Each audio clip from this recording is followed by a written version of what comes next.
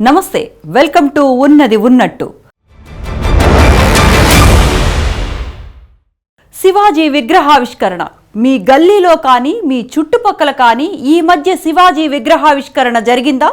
ఈ 10 ఏళ్ల కాలంలో మీరు శివాజీ విగ్రహావిష్కరణ చేసినప్పుడు చూసారా? ఆ విగ్రహాన్ని చూస్తే ఏమనిపించింది? విగ్రహాన్ని ఆవిష్కరించే సమయంలో మీకు ఎలాంటి ఆలోచనలు వచ్చాయి? ఆ విగ్రహాన్ని ఆవిష్కరించే వ్యక్తి శివాజీ గురించి ఏమైనా చెప్పారా? హిందూ మతం అనే ఒకే ఒక్క అజెండాపై శివాజీ విగ్రహావిష్కరణ జరపటాన్ని మాత్రమే అక్కడ మనం గమనిస్తాం. కానీ విగ్రహాన్ని పెట్టేందుకు ఎలాంటి కారణాలు ఉంటాయి? ఏదైనా ఒక ప్రాంతంలో ఒక విగ్రహాన్ని పెడుతూ ఉన్నారంటే ఖచ్చితంగా ఓ చరిత్ర ఉంటుంది. ఆ ప్రాంతంతో ఆ మనిషికి ఏదో సంబంధం ఉండే ఉంటుంది. ఉదాహరణకు గాంధీ విగ్రహాన్ని మనం దేశంలోని ప్రతి మూలన చూస్తూ ఉంటాం. ఈ దేశానికి స్వాతంత్రం తేవటంలో ఆయన పాత్ర ఉంది కాబట్టి దేశమంతటా ఆయన విగ్రహాలు ఉంటాయి. సుభాష్ చంద్రబోస్, భగత్ సింగ్ ఇలా చాలా మంది స్వాతంత్ర సమరయోధుల విగ్రహాలు, ప్రజాసేవకుల విగ్రహాలు ఆ ప్రాతిపదికనే ప్రతిష్ఠించబడ్డాయి. ఇక దేశవ్యాప్తంగా కాకుండా రాష్ట్రాల వారీగా, ప్రాంతాల వారీగా కూడా కొంతమంది విగ్రహాలు పెడుతూ ఉంటారు.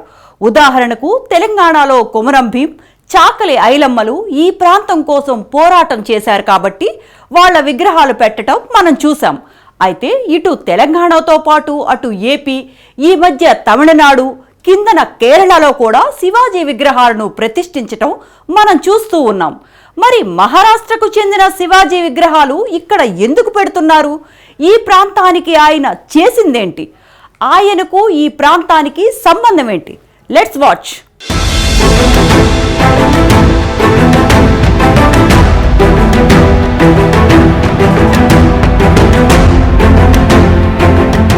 ఉదాహరణకు మీరు తెలంగాణలోని కరీంనగర్ జిల్లాకు చెందిన వ్యక్తి అనుకుందాం. 1980, 90లో గాని అంతకు ముందు గాని మీరు పుట్టి ఉంటే ఛత్రపతి శివాజీ అనే పేరు మీరు వినడం చాలా అరుదు.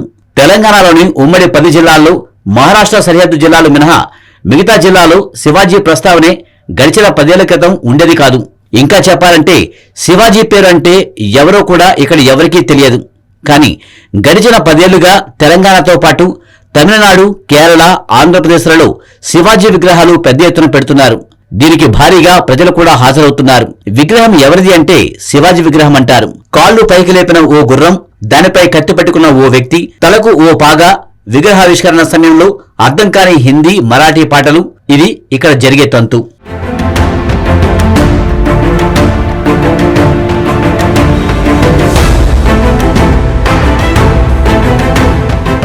అసలు ఆ విగ్రహాన్ని ఎందుకు పెడుతున్నారు? ఎవరు పెడుతున్నారు? ఎవరు ఆవిష్కరిస్తున్నారు? ఇక్కడ ఈ ప్రాంతంలో, ఈ గల్లీలో, ఈ చౌరస్తాలో ఎక్కడో మహారాష్ట్రకు చెందిన శివాజీ విగ్రహాన్ని ఎందుకు పెడుతున్నారన్న ఆలోచన ఎంతమందికి వచ్చి ఉంటుందో చెప్పండి. ఈ ప్రాంతాన్ని పాలించినట్లు చరిత్రలో ఎక్కడా లేదు. ఈ ప్రాంతాన్ని పాలించిన హిందూ రాజులంటే మనకు టక్కున గుర్తుకొచ్చేది కాకతీయులు, శ్రీకృష్ణదేవరాయలు. శ్రీకృష్ణదేవరాయల విగ్రహాలు ఆంధ్రాలో, రాణి రుద్రమ విగ్రహాలు తెలంగాణలో అక్కడక్కడ చూస్తూ ఉంటాం. వాళ్ళు నిర్మించిన కోటలు, తవ్వించిన చెరువులు, కట్టించిన కట్టడాలు ఇంకా ఉన్నాయి.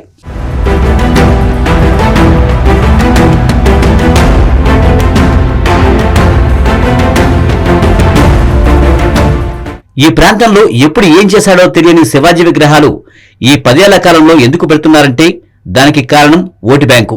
దేశంలో మెజారిటీ ఓటు బ్యాంకును ఒక చోటకు పోలరైజ్ చేసి తద్వారా రాజకీయ లబ్ధి పొందేందుకు ఆడుతున్న ఆటలో భాగమే ఈ శివాజీ విగ్రహాల దందా. రాజు కాంక్షే రాజ్య విస్తరణ. యుద్ధాలు చేశారు, ప్రాణాలు తీశారు, ప్రాంతాలు ఆక్రమించారు, పేదల నుంచి పన్నులు కట్టించుకున్నారు, పన్నులతో కోటలు, రాజభవనాలు నిర్మించుకున్నారు, నిర్మించిన విలాసవంతమైన నిర్మాణాల్లో దర్పం సాగించారు. బాబర్, అక్బర్, షాజహాన్, శివాజీ, శంభాజీ, కాకతీయులు ఎవరైనా విస్తరణ వాదంతోనే ముందుకు వెళ్లిన వాళ్లే గాని ఏదో చేశారని చెప్పుకోవడానికి లేదు.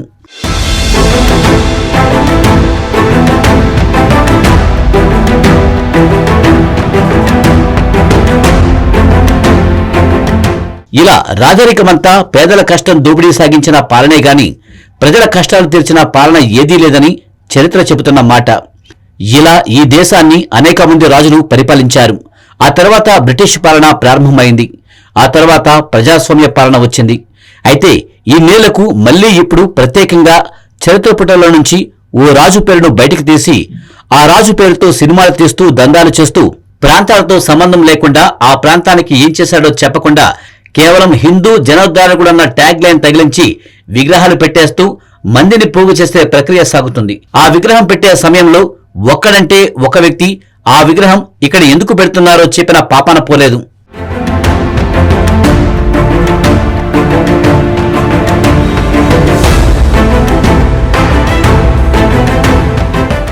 నగరాలు దాటి పట్టణాలు దాటి మండలాలు దాటి గ్రామాలకు చేరింది శివాజీ విగ్రహాల దందా. స్థానిక రాజకీయాల్లోకి కూడా హిందుత్వ ఎజెండాతో ఓటు బ్యాంకు రాజకీయాల విషబీజం వేసేందుకు ఢిల్లీ నుంచి పక్కాగా ప్లాన్ అమలవుతుంది.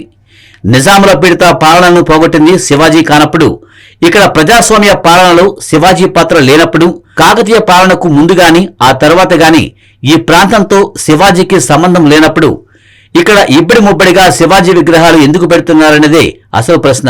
ప్రస్తుతం ఈ ప్రశ్న అడిగిన వాళ్లను హిందూ ద్రోహులుగా చిత్రీకరించబడుతున్నారు.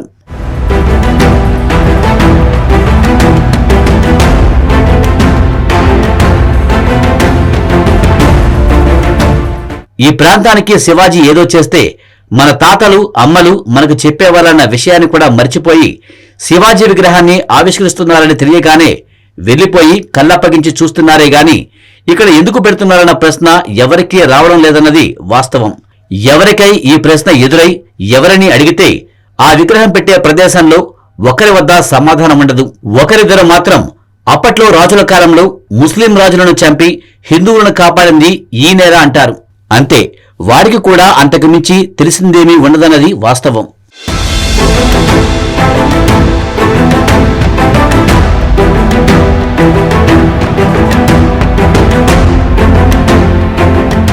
ఛత్రపతి శివాజీ హిందుత్వ ఐకాన్. ఇది బీజేపీ దాని అనుబంధ సంస్థలు చేస్తున్న నినాదం. దీని అంతిమ లక్ష్యం ఓట్లు, సీట్లు. హిందుత్వ ఐకాన్గా చెబుతున్న శివాజీ ఏ ప్రాంతానికి చెందినవాడు, మనకు ఆయనకు ఏం సంబంధం అన్న విషయాన్ని ఏ ఒక్క బీజేపీ నాయకుడు చెప్పిన పాపాన పోడు. అసలు వాళ్ళ హిడెన్ ఎజెండా ఛత్రపతి శివాజీ గొప్పదనాన్ని చెప్పటం కాదు, ఆ పేరు చెప్పి ఓట్ బ్యాంక్ రాజకీయాలు చేసి సీట్లు దండుకోవటమని కాస్త మనసు పెట్టి ఆలోచిస్తే ఇట్టే అర్థమైపోతుంది.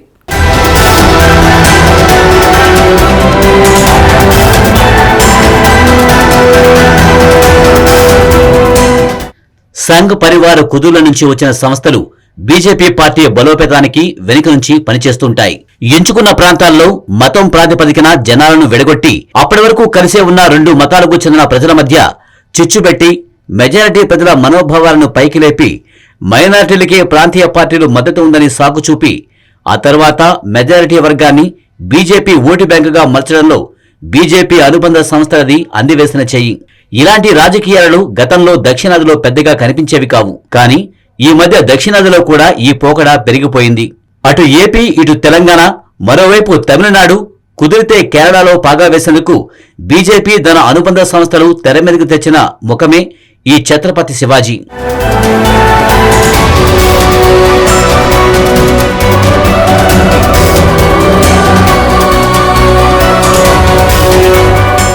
ఈ ప్రాంతంతో సంబంధం లేని శివాజీ విగ్రహాలు తీసుకువచ్చి ఇక్కడ పెట్టడం, దాన్ని వ్యతిరేకించిన వారిని బూతులు తిట్టడం, కాదన్న వారిపై మూకదాడులు చేయడం బీజేపీ ప్రస్తుతం దక్షిణాదిలో అమలు చేస్తున్న ఎజెండా. ఉత్తరాదిలో ఇలాంటి మత రాజకీయాలు చాలా ఏళ్లుగా జరుగుతూనే ఉన్నా గడిచిన 10 ఏళ్లలో దక్షిణాదిలో ఇలాంటి మత రాజకీయాలు పెరిగిపోయాయి. ఈ దుష్ట సంస్కృతిని తెలుగు రాష్ట్రాల్లో విస్తరింపజేసే యత్నాలే ఇటీవల ఘటనలు. 100 ఆలోచనలు సంఘర్షించినవి, 1000 భావాలు వికసించినవి అన్నది లోకోక్తి. భారత రాజ్యాంగం ప్రకారం ప్రతి పౌరుడు తనకు నచ్చిన మతాన్ని అనుసరించడానికి, అన్ని మతాలకు చెందిన వారు జీవించడానికి, వారి భావజాలాన్ని ప్రచారం చేసుకోవడానికి హక్కు ఉంది. అయితే మతం ప్రాతిపదికన ప్రాంతంతో సంబంధం లేని వ్యక్తుల విగ్రహాలను తెచ్చిపెడుతుండడమే ఇక్కడ చర్చనీయాంశమవుతుంది.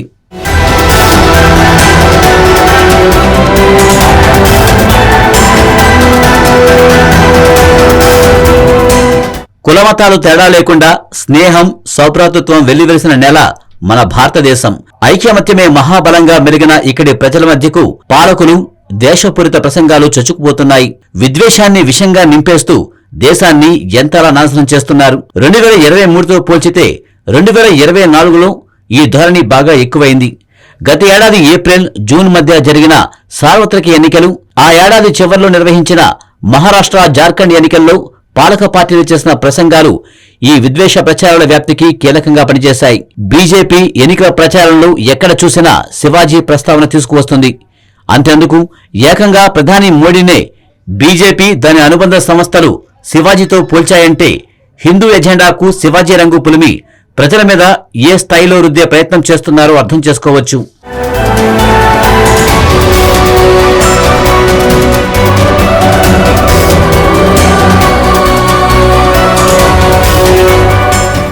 శివాజీది మహారాష్ట్ర లేదా మరాఠా రాష్ట్రం.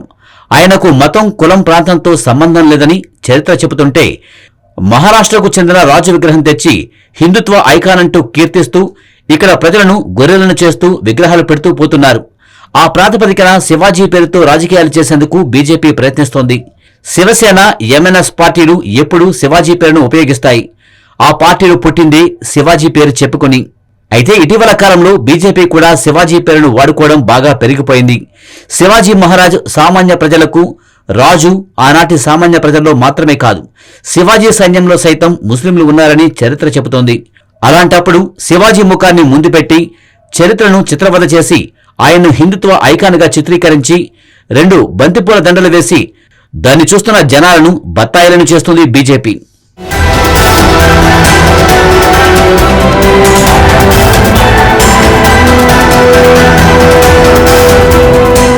రష్యా ఉక్రెయిన్ యుద్ధం జరుగుతోంది. అది 2 ప్రాంతాల మధ్య జరుగుతున్న యుద్ధమా, లేక 2 మతాల మధ్య జరుగుతున్న యుద్ధమా అంటే ఏం చెబుతారు? 2 ప్రాంతాల మధ్య యుద్ధం అనేది అందరికీ తెలిసిన విషయమే. అలాగే ఆనాడు శివాజీ కూడా రాజ్య విస్తరణలో భాగంగా సరిహద్దు రాజ్యాల్లో ముస్లిం పాలకులపై యుద్ధం చేస్తే దాన్ని హిందూ మతానికి అంటకట్టి ముస్లింలను చంపేందుకు శివాజీ యుద్ధం చేశాడని చిత్రీకరించి యువతలో మత విద్వేష బీజాలు నాటుతూ ముందుకు వెళ్తుంది బీజేపీ.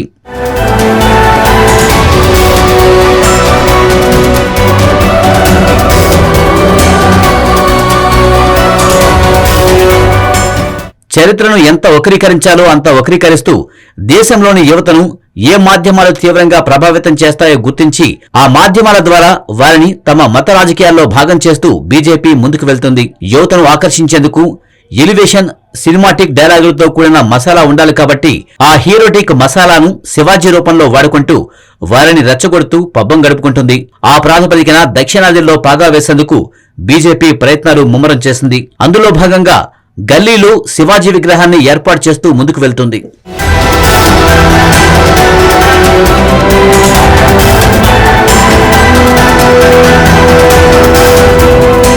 రాజ్యం కోసం చేసిన పోరాటాన్ని మతం కోసం చేసిన పోరాటంగా మార్చటం శివాజీ నేపథ్యంలో బీజేపీ చేస్తున్న ప్రస్తుత మత రాజకీయం. ఇలా బీజేపీ చరిత్ర వక్రీకరణ చాలాసార్లు చేసింది. గడిచిన 10 ఏళ్లుగా దేశ చరిత్రను మతపరంగా విడగొట్టి ప్రజలను రెచ్చగొట్టే ప్రయత్నాలు ముమ్మరం చేస్తోంది. మతంతో ప్రభావితం కాని ప్రాంతాల్లో చరిత్రలోని వ్యక్తులను తెచ్చి ప్రచారం చేసుకోవటం బీజేపీ కొత్త స్ట్రాటజీ. ఆ స్ట్రాటజీని అవసరం ఉన్నప్పుడు వాడుకోవటం సావర్కర్ నుంచి బీజేపీకి అలవాటేనని అసలైన చరిత్ర చదివితే అర్థమవుతుంది.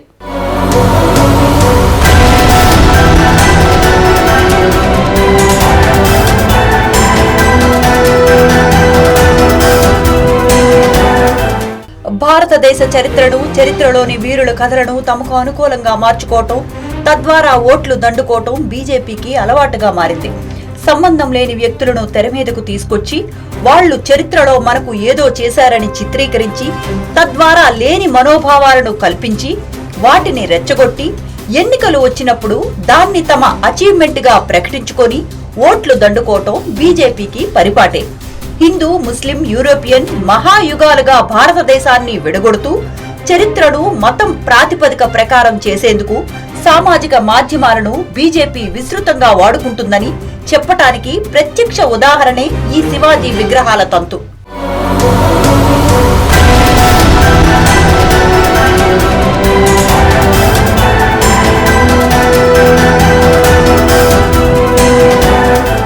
రాణా సంగ్రామ, రాణా ప్రతాప్, ఛత్రపతి శివాజీ, గురు గోవింద్ సింగ్ నుండి రంజిత్ సింగ్ వరకు చరిత్రకు సంబంధించిన చర్చ వచ్చిన ప్రతిసారి మనకు ఈ మతవాద ఖండిత చరిత్ర గుర్తుకు వస్తూ ఉంటుంది.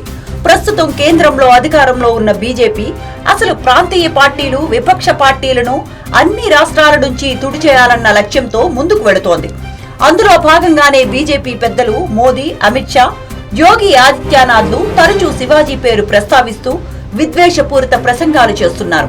శివాజీ పేరిట ద్వేషపూరిత ప్రసంగాలు తీవ్రతరం కావటం, వాటి వెనుక ఉన్న ఉద్దేశపూర్వక వ్యూహాలు, కీలక పాత్రధారులు, సైద్ధాంతిక ప్రేరణలను, శివాజీ పేరిట ద్వేషపూరిత ప్రసంగాలు తీవ్రతరం కావటం, వాటి వెనుక ఉన్న ఉద్దేశపూర్వక వ్యూహాలు, కీలక పాత్రధారులు, సైద్ధాంతిక ప్రేరణలను బహిర్గతం చేస్తుంది. విద్వేషపూరిత ప్రసంగాలు, ఓట్లను దండుకునేందుకు మత రాజకీయాలను పక్కాగా అమలు చేసేందుకు హిందూ దేవుళ్లను వాడుకోవటంతో బీజేపీ దేశంలో అతిపెద్ద పార్టీగా అవతరించింది. 2014కు ముందు రామ జన్మభూమిని సాకుగా చూపించి దశాబ్దాల పాటు ఓటు బ్యాంకు రాజకీయాలు చేసిన బీజేపీ అయోధ్యలో రామాలయం ఏర్పాటు తర్వాత దేశంలో ముఖ్యంగా దక్షిణాదిపై శివాజీ అస్త్రాన్ని ప్రయోగిస్తోంది. బీజేపీతో పాటు విశ్వ హిందూ పరిషత్, దాని అతివాద యువజన విభాగం బజరంగ్ దళ్ వంటి సంస్థలు ఈ శివాజీ విగ్రహాల స్థాపన చేయటంలో కీలక పాత్ర పోషిస్తున్నాయి. దక్షిణాదిలోని ముఖ్యమైన ప్రాంతాలలో తొలుత శివాజీ విగ్రహాలు ఏర్పాటు చేయటం, ఆ తరువాత ఈ విగ్రహాల పరంపరను క్షేత్రస్థాయికి తీసుకువెళ్లటం బీజేపీ వ్యూహంలో ఓ భాగం.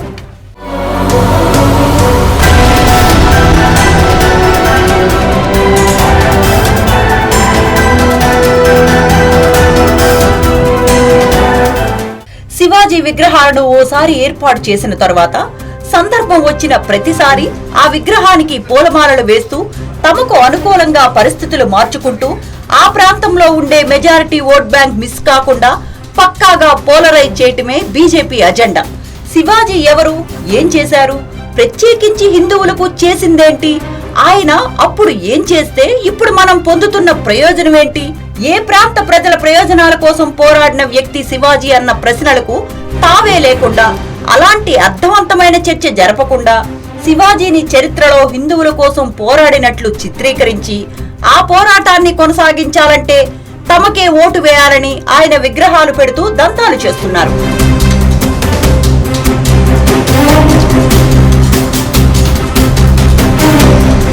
మైనారిటీలను బూచిగా చూపించి బీజేపీ దశాబ్దాలుగా చేయని ఓటు బ్యాంక్ రాజకీయాలు లేవు. అసలు బీజేపీకి ఓట్లు పడాలంటేనే మైనారిటీలు కావాలన్నది వాస్తవం. యూపీ, మహారాష్ట్ర వంటి రాష్ట్రాలలో అసలు పట్టే లేని ఎంఐఎం పోటీ చేస్తోందంటేనే దాని వెనుక బీజేపీ హిడెన్ ఎజెండా ఉందని తెలుస్తోంది. మత రాజకీయాలు చేయాలంటే ఆ ప్రాంతంలో ఎంఐఎం వంటి మత ఛాందసవాద పార్టీ, మైనారిటీలను మొబిలైజ్ చేసే పార్టీ ఒకటి అక్కడ ఉండాలి. దాన్ని బూచిగా చూపించి మెజారిటీలను భయపెట్టి ఓట్లు దండుకోవాలి. ఇది బీజేపీ ఎంఐఎం వ్యూహాత్మక అజెండా.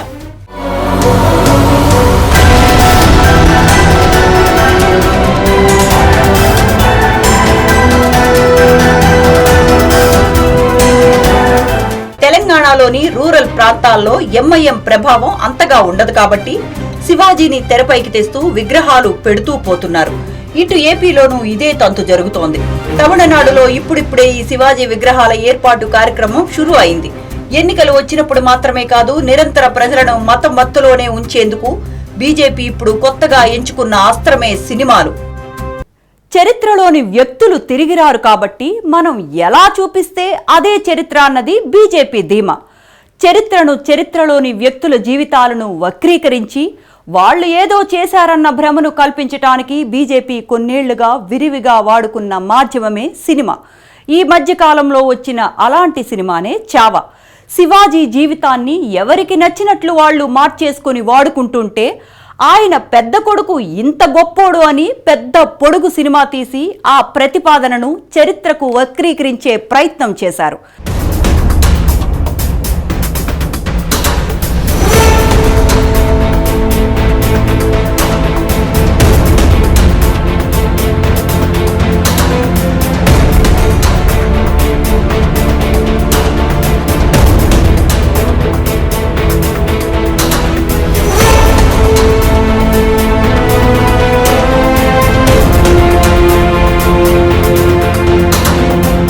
మతంలో అనేక కులాలు ఉన్నాయన్నది వాస్తవం. మరి శివాజీ ఏ కులానికి చెందినవాడు? అతను బతికుండగా హిందూ మతంలోని అగ్రకులాల చేతిలో అవమానించబడ్డారని అదే చరిత్ర చెబుతోంది. శివాజీ బతికుండగా రాజుగా అగ్రకులాలు ఒప్పుకోలేదని చరిత్ర చెబుతోంది. పట్టాభిషేకం చేయటానికి ఏ బ్రాహ్మణుడు ముందుకు రాలేదని కాశీ నుండి గంగా భట్ అనే బ్రాహ్మణుడు పిలిపించి వారి నిలువెత్తు బంగారం ఇస్తే ఎడమకాలి బోటన వేలితో ఛత్రపతి శివాజీ మహారాజ్ కి బొట్టు పెట్టాడు. ఎందుకంటే శూద్రుడి స్థానంలో బ్రాహ్మణుడి పాదాల చెంత అని ఇంకా నమ్ముతున్నారు. ఈ ప్రస్తావన ఏ సినిమాలోనూ కనిపించదు, వినిపించదు.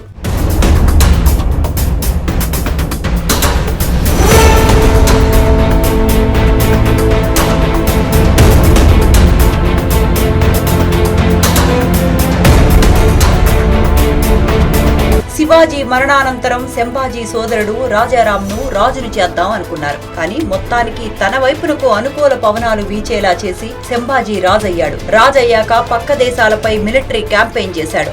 మిలిటరీ క్యాంపెయిన్ అంటే ఆ రాజ్యాలపై దాడి చేసి దోచుకోవటం. దానికి సైనికులకు అనుమతినిచ్చాడు. సైనికులు హత్యలు, అత్యాచారాలు చేస్తే శివాజీ ఊరుకునేవాడు కాదు. కానీ శంభాజీ వాటికి అనుమతిచ్చాడు. ఓ బ్రాహ్మణ మహిళపై అత్యాచార ప్రయత్నం చేసినందుకు శంభాజీని శివాజీ జైలులో పెట్టాడని కొన్ని పుస్తకాల ద్వారా తెలుస్తోంది. అలాంటి శంభాజీని వీరుడని కీర్తిస్తూ సినిమా తీయటం ద్వారానే చరిత్రను ఏ స్థాయిలో వక్రీకరిస్తున్నారో అర్థం చేసుకోవచ్చు.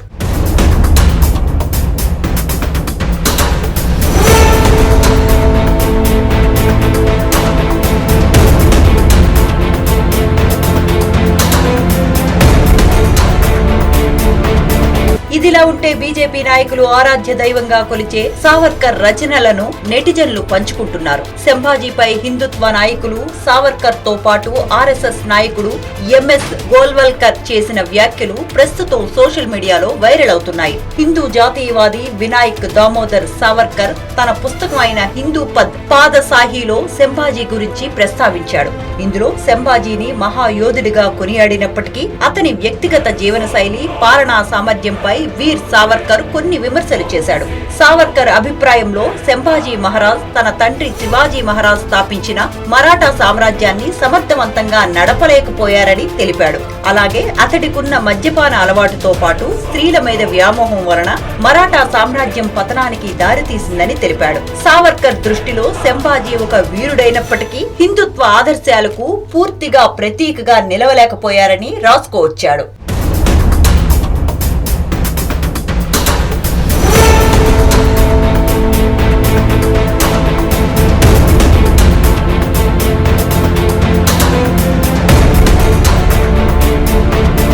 రాష్ట్రీయ స్వయం సేవక్ సంఘ్ యొక్క రెండవ సర్సంఘచాలక్ అయిన ఎంఎస్ గోవల్కర్ కూడా శంభాజీ పాలనపై తన పుస్తకంలో ప్రస్తావించాడు. ఆయన పుస్తకమైన బంచ్ ఆఫ్ థాట్స్ లో శంభాజీ గురించి ప్రస్తావిస్తూ శంభాజీ మహారాజ్ మహాయోధుడు అయినప్పటికీ అతని వ్యక్తిగత జీవన శైలి హిందూ సమాజం ఆదర్శాలకు విరుద్ధంగా ఉన్నాయని తెలిపాడు. గోల్వల్కర్ దృష్టిలో ఒక ఆదర్శ హిందూ నాయకుడు క్రమశిక్షణ, నైతికత ఉన్న సామాజిక సమైక్యతను ప్రదర్శించాలి. కానీ ఈ లక్షణాలు శంభాజీలో లోపించాయని ఆయన సూచించారు. అలాగే అతడు మద్యపానంకు బానిసై రాజ్యపాలన పట్టించుకోలేదని తెలిపాడు.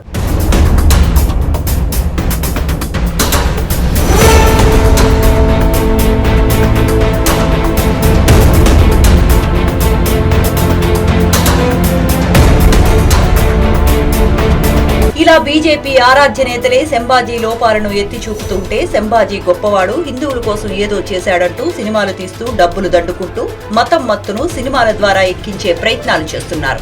భారతదేశ చరిత్ర చూస్తే అనేక మంది రాజులు తన పొరుగు రాజులతో యుద్ధాలు చేశారు. జరిగిన యుద్ధాలన్నీ హిందూ రాజుల మధ్య జరిగిన యుద్ధాలే కాబట్టి వాటికిప్పుడు అంత ప్రాధాన్యత లభించటం లేదు. బీజాపూర్ సుల్తాన్, గోల్కొండ సుల్తాన్లు ముస్లింలే అయినా ఔరంగజేబ్ దాడి చేశాడు. ఇది మెజారిటీ ఓట్లను ఒడిసి పట్టేందుకు పనికిరాదు. శివాజీ మహారాజ్ ఔరంగజేబ్ తో యుద్ధం చేశాడు. ఔరంగజేబ్ ముస్లిం అనే ఏకైక కారణంతో దీన్ని హిందూ ముస్లిం యుద్ధంగా మలిచి ఇప్పుడు ఓట్ బ్యాంక్ రాజకీయాలు చేస్తోంది బీజేపీ.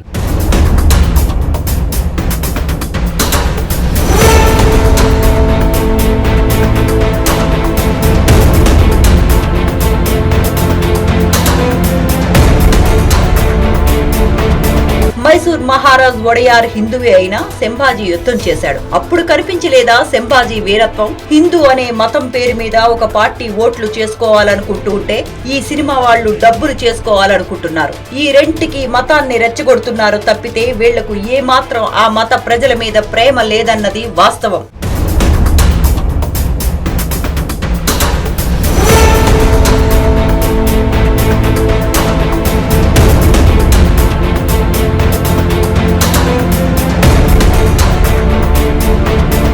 ఇది ఇవాల్టి ఉన్నది ఉన్నట్టు. రేపు ఉన్నది ఉన్నట్లో మళ్ళీ కలుసుకుందాం. స్టే ట్యూన్ టు స్వతంత్ర.